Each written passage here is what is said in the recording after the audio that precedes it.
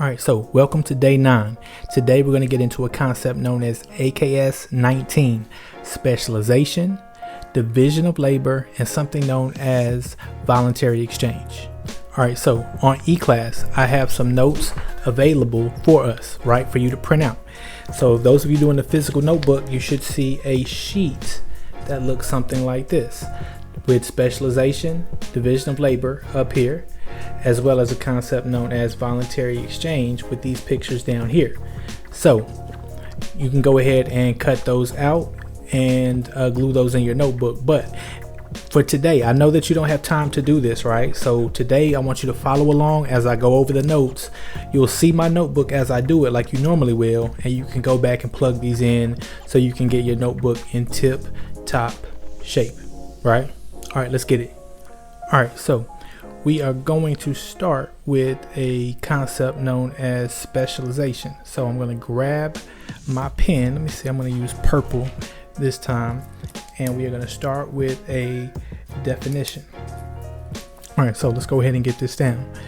Specialization, to specialize. Specialization. To specialize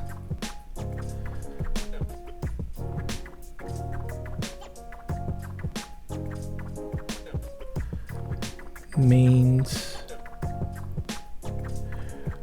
you perform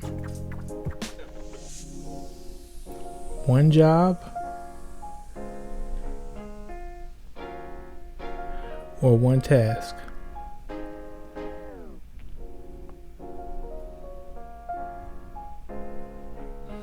To specialize means you perform one job or one task.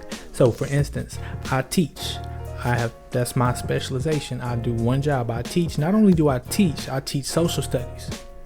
So when I teach, I get paid to teach. But the thing that makes it really interesting is I teach the same thing over and over and over every day, all day. I teach economics, right? So therefore, me teaching this all the time, this allows me to get better at the job that I'm doing. Imagine if I had to teach econ first period, chemistry second period, if I had to teach geometry third period, if I had to teach biology fourth period, music fifth period, PE sixth period, and the final period of the day, I taught physical science. All different subjects all day long. For one, I will be one worn out teacher. And for two, I wouldn't be very good at any of those subjects because it's all over the place, right? So therefore, I teach one subject, I do it over and over and over again, and I get better at doing it. Now, those of you who work and you have a job, if you work fast food, when you clock in today, you probably got a pretty good idea of what you're going to be doing, right? You might be working at the cash register, you might be in the back cooking, but you got some kind of idea about what you're going to do today. If you work at Publix or one of these grocery stores, you probably know what you're going to do whenever you get to work today. You're going to be in whatever section, produce section, or you might be stocking today, or they might need you at the cash register, but you got a pretty good idea of what you're going to do because you specialize in doing it over and over and over and over again, right? So the concept that you have to know to start us off is specialization. Specialization meaning you have one job and you perform one task. All right, so with our high school, I'm a teacher. I'm an econ teacher. I teach econ all day. I specialize in teaching econ all day. But what happens when everybody that's hired specializes in something? Something truly magical happens. If I teach econ all day, somebody else might teach US history all day. Somebody else teaches a science course all day. But if we teach the same thing, even though we're all teaching different things, we each get better and better and better at teaching our specific thing. That is specialization. Now, let's talk about a concept known as, write this down in your notes,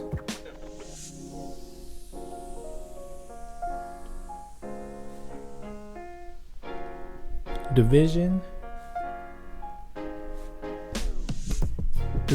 of labor. division of labor, and it sounds just like it is, right? Let's go ahead and break this down. Division meaning divide, so let's write that down. Divide up the work.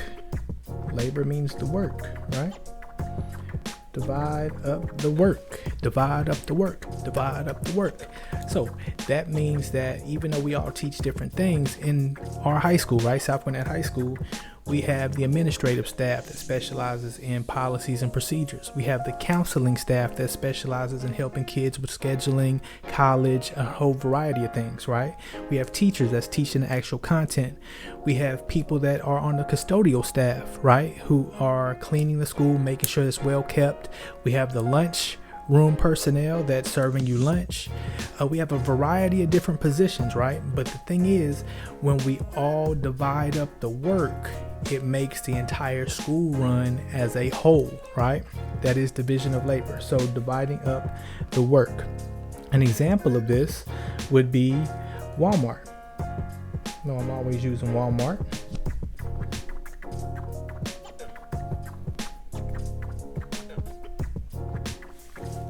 Walmart is an example.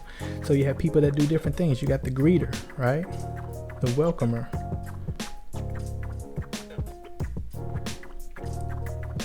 You got the cashier.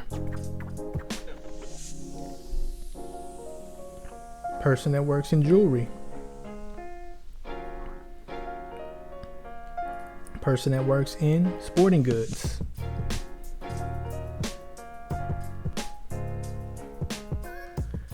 Person that works in produce. Person that works in the deli. You got your stockers. People that put the stuff on the shelves.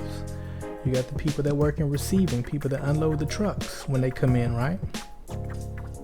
You got the people, you got the truck drivers, the people that bring the items to the store. So all of these positions, they each specialize in what they do, but as a whole, this is what division of labor is. They break up, each person does their respective task, and as a whole, this is what makes Walmart run. Excuse me, this is what makes Walmart run, and it's more efficient, right? So this concept is known as division of labor. This is when each person specializes, but collectively they are able to divide the work up as a whole and become more efficient. All right, so we are on AKS 19 now. So AKS 19 deals with a concept known as voluntary. I'm going to write this down here. Voluntary exchange. Voluntary exchange. Voluntary exchange. Now, you have to know what specialization is and what division of labor is to really grasp the whole concept of voluntary exchange. So up here, I have three sets of pictures. I got the apple and the, let me see if you can see that over here. Got the apple and the cookie, right? Apple and the cookie. I got the $5 bill and the chicken sandwich. And I got the airplane and I got the money, right? So let's start with the top. This is an individual example. So I'm going to write individual here.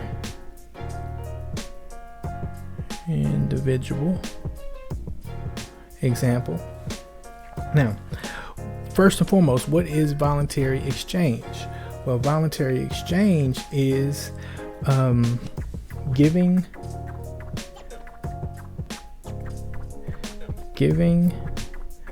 up something of value,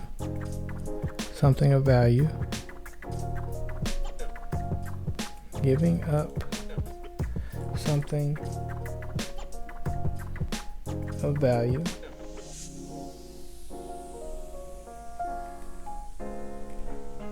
to receive something of value.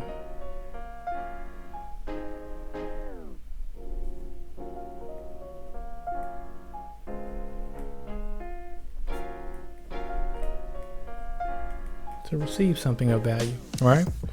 Now, this whole concept is done, and this is very important. I'm going to use another color for this. this whole concept is done, giving up something of value in exchange for something else of value. This is done in a, I'm going to put a bullet here, it's done in a non-fraudulent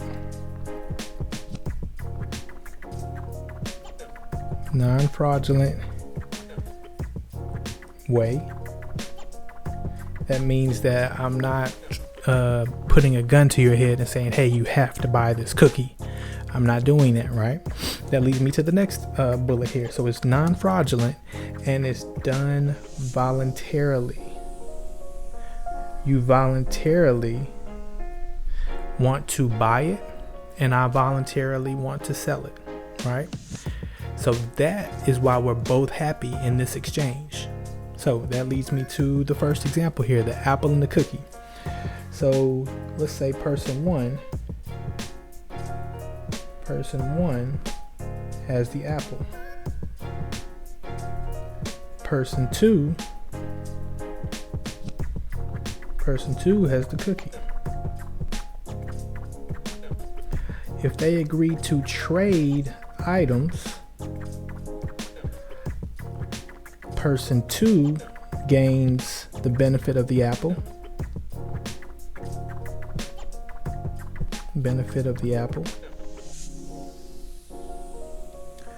And person one gains the benefit of the cookie.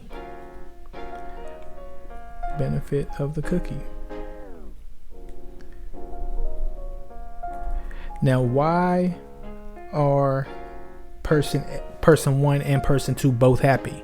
They're both happy because this transaction was done voluntarily. They both wanted to trade their items voluntarily, and it was done non-fraudulently. Nobody got extorted. Nobody strong-armed the next person and said, hey, you're gonna buy this cookie or else. It didn't happen that way. So it was done voluntarily and non-fraudulently. So that's an individual example. Being at lunch, trading a cookie for an apple, right? Or when I was younger, we used to trade baseball cards, right? I'll give you Ken Griffey Jr. if you give me Frank Thomas. I'll give you this person for this person, this person for this person. So anything you trade, that's an individual example. If I wanted to sell this t-shirt that I'm wearing, this Nike shirt, I'll sell it to you for $10. If you agree to buy it for $10 and I agree to sell it for $10, that's an example of voluntary exchange. We are both happy because we both got what we wanted. I got $10, you got the Nike shirt, right? Simple as that. The next example, I am going to use different color here, but we are talking about a business example of voluntary exchange. So we got the $5 bill, we got a chicken sandwich.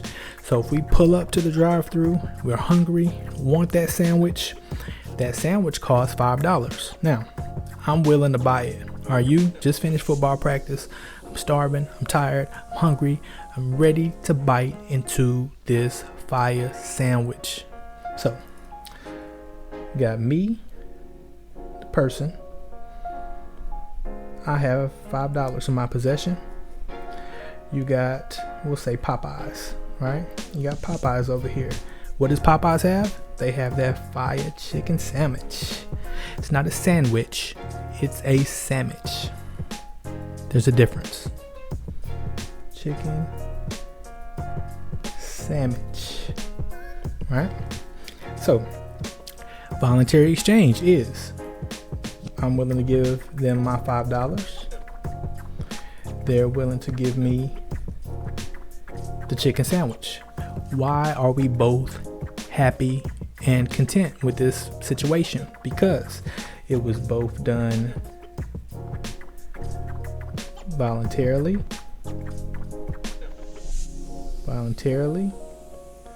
as well as non-fraudulently.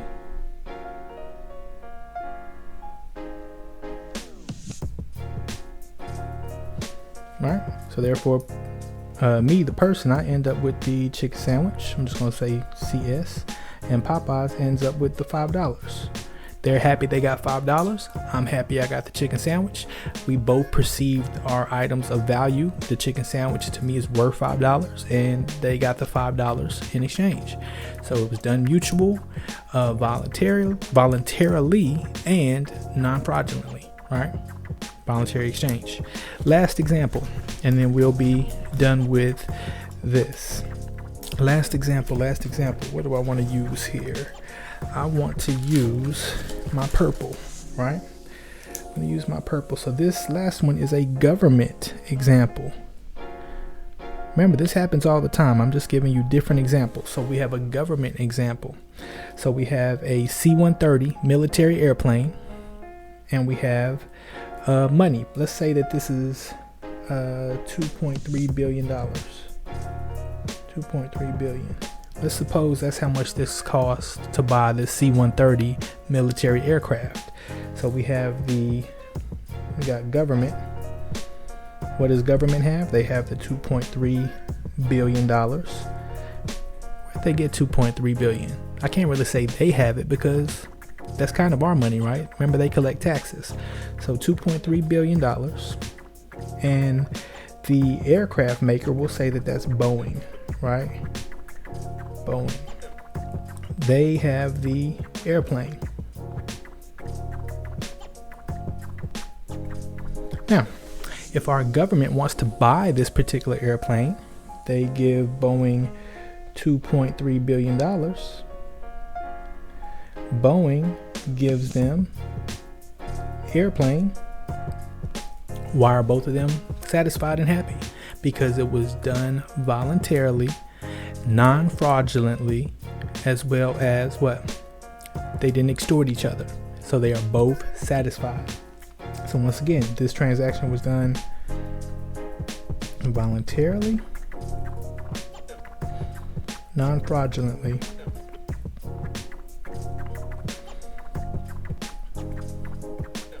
All right, so this is every transaction that we make. Remember, I got a thing for Flamin' Hot Cheetos. I give the machine $1.25. I get Cheetos in exchange. Why are we both happy? Because it was done voluntarily, non-fraudulently. If I want to go get some J's today, I give them $280. They give me the black pair of Jordans. Why are we both happy? I got what I wanted. Foot Locker got what they wanted. Voluntary exchange. I hope this helped you in terms of voluntary exchange.